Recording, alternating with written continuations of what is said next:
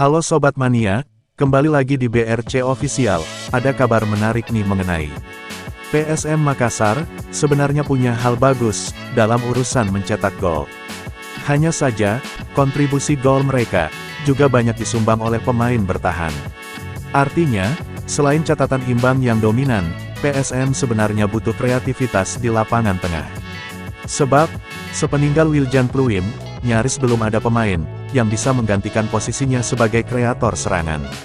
Ini terlihat jelas, dari jumlah assist terbanyak, justru tercipta dari Victor Luis 7, yang notabene-nya, berposisi sebagai wingback kiri. Kemudian dalam hal produktivitas gol, Nermin memang mencatatkan 12 gol, tetapi striker lain, bahkan tidak menyentuh angka 5.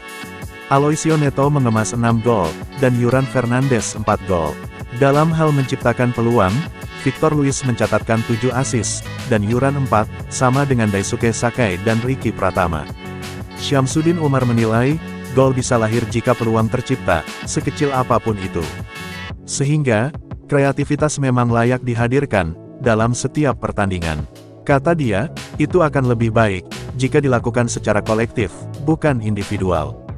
Bicara sepak bola itu kan bicara soal tim, jadi bukan 1-2 orang saja. Hanya saja, tugas dari masing-masing unit kan jelas. Musim lalu, PSM kelihatan lebih banyak melancarkan serangan dari sisi sayap, bukan lini tengah. Artinya, ini bisa menjadi indikasi, bahwa sektor lapangan tengah pincang, jelasnya. Selain kreativitas dalam menciptakan kreasi peluang, gelandang juga punya peran dalam memutus serangan, memegang bola, menahan dan melepaskan bola, sebagai bagian dari skema permainan. Lihat saja, kalau tim main dengan banyak sentuhan bola, lapangan tengah aktif, baik dalam serangan, memegang dan melepas bola, maupun memutus serangan lawan, berarti unitnya jalan. Kalau tidak, berarti ada yang kurang di sana, tuturnya.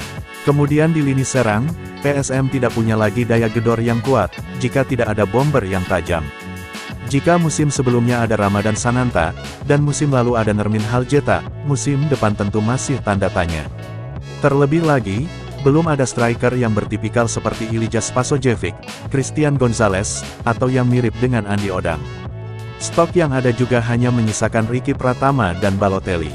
Matheus Silva juga bisa mengisi posisi tersebut, namun musim lalu banyak dimainkan sebagai winger. Nah itu dia sobat untuk update kabar hari ini. Bagaimana pendapat kalian sobat? Tulis pendapat kalian ya sobat, dan jangan lupa like, komen dan subscribe.